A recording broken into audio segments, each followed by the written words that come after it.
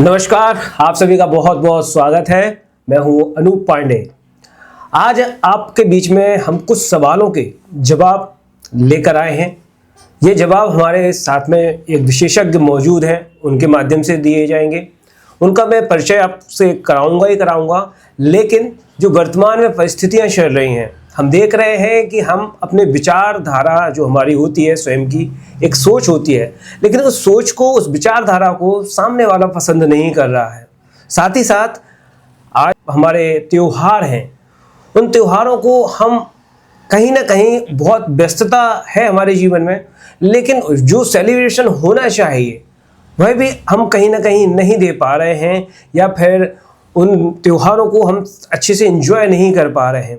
कई बातें हो सकती हैं, इस विषय को अब आप समझ सकते हैं, लेकिन कहीं ना कहीं हमारे मन मस्तिष्क में कुछ परेशानियां हैं और उसके कारण खुशी हमारी गायब है। चलेगा, इन्हीं इर्द गिर्द घूम रहे कुछ सवालों के जवाब हम पूछते हैं।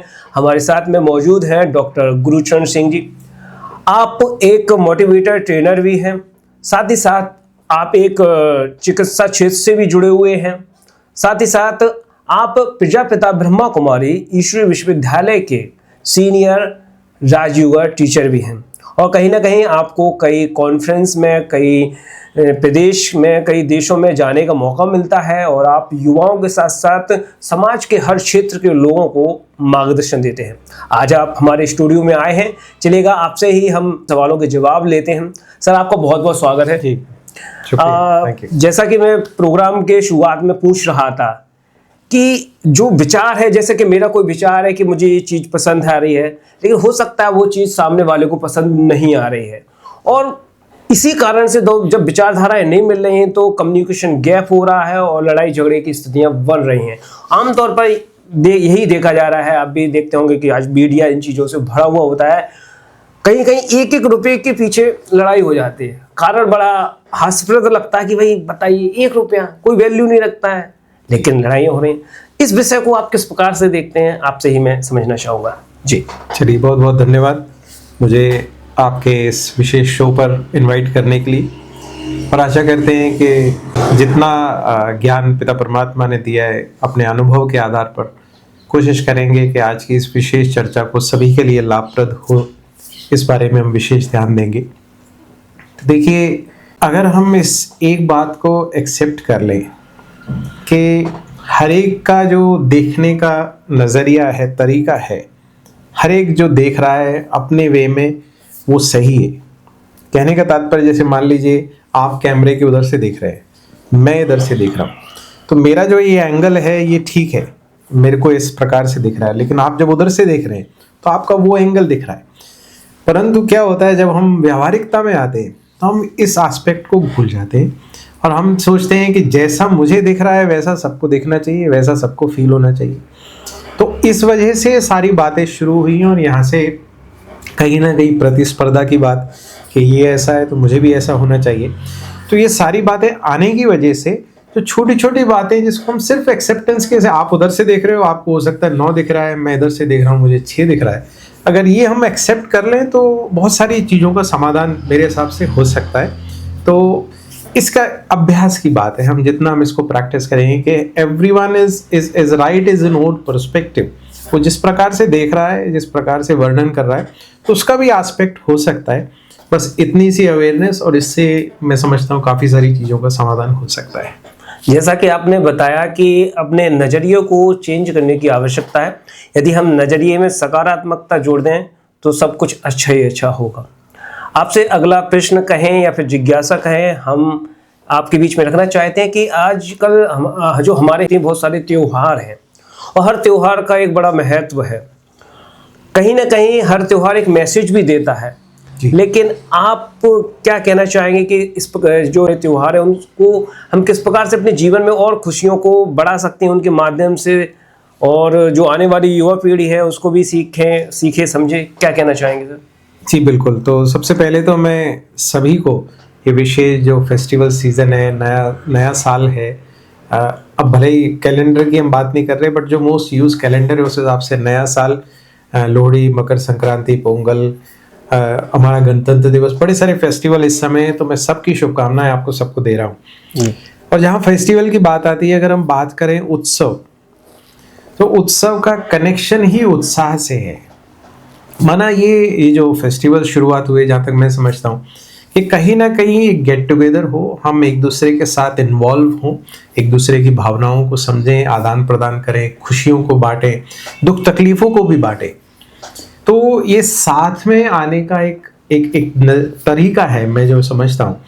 परंतु क्या हो गया है, जितना जितना कहीं हम क्लोजनेस में आते हैं, अब आज के समय पर कंपटीशन की वजह से अब ये बात रहे कि उन्होंने ये पहना, उन्होंने ये किया, उन्होंने वो किया। इवन शादियों में लोग अब सब परिवेश भौतिकवाद की वजह से, या यूं कहें कि ग्लोबलाइजेशन की वजह से, अब क्या हो गया है, जो बड़ी बड़ी कंपनियां मार्केट में आ रही है, मैं अब सारी बातें बड़ा पर्सपेक्टिव दे रहा हूँ, तो कहीं ना कहीं वो मार्केट को अप डाउन करने के लिए, अब क्रिसमस है, अभी फादर्स डे है, मदर्स डे, तो बहुत सारी चीज़ों को इस प्रकार से करके अब वो मार्केट यूज कर रही है हमारे सेंटिमेंट्स को। परंतु हमें जो भारतीय संस्कृति हमें मिली है, हमें उससे जुड़े रहना है, रूट से जुड़े रहना है, एक दूसरे की भावनाओं को समझते हुए। जैसे मैं चाहता हूं कि मुझे समझा जाए, सिर्फ इतनी सी बात, मैं चाहता हूं मुझे समझा जाए, जैसे मैं बोल रहा हूं तो मेरे अंदर ये भावना है कि आप मेरी बात को समझेंगे। इसी प्रकार से अगर मैं ये भी समझ लूं कि सामने वाले की भी बात मुझे समझना है, सिर्फ अगर इतनी सी बात हमारे बीच में आ जाएगी, तो ये फेस्टिवल सीजन हमारे लिए बहुत उमंग उत्साह के साधन बन जाएंगे, जहां हम एक दूसरे से मिलेंगे, एक दूसरे के साथ शेयर करेंगे, एक दूसरे की केयरिंग करेंगे। ये समाज और खासकर भारतवर्ष बहुत सुंदर हमारा बना सकते हैं, हमारे हाथ में। जैसा कि मैं आपके बायोडाटा को पढ़ रहा था, तो उसमें आप कई शहरों में घूमने का मौका मिलता है, जाने का मौका मिलता है, वहाँ पे कई युवाओं से भी आपको चर्चा करने का मौका मिलता है। तो आमतौर पर आप एक चिकित्सक भी हैं और एक मोटिवेटर ट्रेनर भी हैं, तो आप युवाओं में विशेष रूप से मतलब किस तरह की परेशानियों का आप देख रहे हैं या सुन रहे हैं, क्या कहना चाहेंगे आप? जी देखिए, जहाँ से मैंने ये बात शुरू की कि सेंटिमेंट्स हमारे यूज़ किए जा रहे हैं, इवन आप एड्स की बात करेंगे, ये सब बात करेंगे, तो देखिए युवा अवस्था जब होती है, तो मैंने एक सेइंग पढ़ी कि एक गीली मिट्टी के बच्चे को तैयार करना इस ज़्यादा आसान है कि आप टूटे हुए व्यक्ति को फिर से जोड़ने की कोशिश करें, उसको आप रीशेप नहीं कर सकते। तो अगर मान लीजिए हम युवावस्था में, बचपन में बच्चों को वो संस्कार देने की कोशिश करें, तो आगे बहुत कुछ ठीक हो सकता है। परंतु क्या हो गया, पूरा सिस्टम गड़बड़ हो गया है। अब पेरेंट्स भी कहीं ना कहीं न्यूक्लियर फैमिलीज को पसंद कर रहे हैं, हमारे पास ग्रैंड पेरेंट्स नहीं है, मल्टी फैक्टर्स है। तो इस वजह से युवा को इंस्टेंट ग्रेटिफिकेशन चाहिए तुरंत में। अब आज के एआई के ज़माने में हर चीज़ फास्ट चाहिए, तुरंत। अब सोचो, कंपनियां इसी बात पे खेल रही हैं कि कितनी जल्दी डिलीवरी, होम डिलीवरी हो सकती है, जबकि हम घर में बैठ के उससे ज़्यादा अच्छा, ज़्यादा क्वालिटी वाला खाना बना सकते हैं। परंतु व्हाट वी प्रेफर, हमें चाहिए कि तुरंत में, मिनट्स में आ जाए, हमने ऑर्डर किया और तुरंत में सब काम हो जाए। सब चीज़ें, पहले होता था बाज़ारों में जाना, देखना, बाज़ारों की रौनक, उनके साथ शेयर करना, परंतु अब सब ऑनलाइन का ज़माना, सब चेंज हो गए। तो this we have to accept it, but हमें कहीं ना कहीं अपनी कोर वैल्यूज़ पर भी काम करना पड़ेगा, ये बहुत महत्वपूर्ण है। एआई की जब बात है, तो एआई के साथ हम अपनी जो इंटेलिजेंस है उसको ना खोएं, उसको बरकरार रखें। साधनों का यूज़ करते हुए हम अपने कोर वैल्यूज़ और अपनी साधना को ना भूलें, तो हम युवावस्था हैं चाहे कोई भी अवस्था में, हम बहुत अच्छा परफॉर्म कर सकते हैं। और आज के समय पर हमें मजबूत होने की बहुत आवश्यकता है, जिस प्रकार की परिस्थितियाँ हम देख रहे हैं पूरे विश्व में। सर, आपसे एक प्रश्न का और आपसे सवाल का जवाब मैं लेना चाहूँगा। कहीं ना कहीं हम सभी का एक दिनचर्या होती है, रूटीन लाइफ होती है, तो एक स्ट्रेस लेवल तो कहीं ना कहीं हर क्षेत्र में बढ़ ही रहा है, लेकिन दिनचर्या को व्यवस्थित रखना, क्या स्ट्रेस लेवल को कम किया जा सकता है क्या इसके माध्यम से? देखिए, जब बात आती है स्ट्रेस की, तो स्ट्रेस में एक चीज़ समझ लीजिए कि स्ट्रेस कुछ भी नहीं है। मेरा कोई काम मैं समय पर नहीं कर पा रहा हूँ तो स्ट्रेस बिल्डअप होता है, कोई भी काम हो सकता है।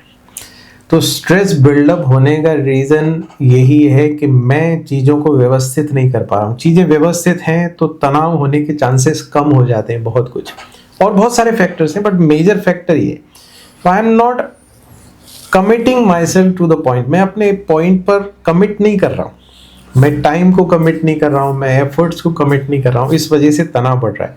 तो अगर आप अपने आप को व्यवस्थित कर ले, उससे भी पूर्व पिता परमात्मा में सिखा रहे हैं कि अगर आप अपने मन बुद्धि संस्कार को व्यवस्थित कर ले, आप जो सोच रहे हैं वो बोलना और करना शुरू कर दें, बहुत सारी चीज़ें बाहर की भी व्यवस्थित होना शुरू हो जाएंगी और आपका तनाव ऑटोमेटिकली कम हो जाएगा। अभी क्या होता है, हम सोच कुछ और रहे होते हैं, बोल कुछ और रहे होते हैं, कर कुछ और रहे होते हैं, हमारे साथ हो कुछ और ही रहा होता है। तो ये डिस्क्रिपेंसी की वजह से बड़ी सारी बातें हमारे जीवन में हो रही हैं, जिसको हम एड्रेस कर सकते हैं अपने आप को व्यवस्थित करके, अपने चीज़ों को व्यवस्थित करके। निश्चित रूप से आपने बहुत ही महत्वपूर्ण सवालों के जवाब हम तक पहुंचाए हैं और आज के लिए फिलहाल इतना ही। आपको फिर हम कभी कुछ नए सवालों के साथ आपको हमारे स्टूडियो में आमंत्रित करेंगे। तो दर्शकों, आज आपने जाना बहुत सारी बातों के हमने चर्चा की हमारे गेस्ट से। अगले टॉपिक में हम कुछ और विषय के साथ में आपके बीच में मौजूद होंगे। तब तक के लिए करें थोड़ा सा इंतजार, बने रहें हमारे साथ। धन्यवाद।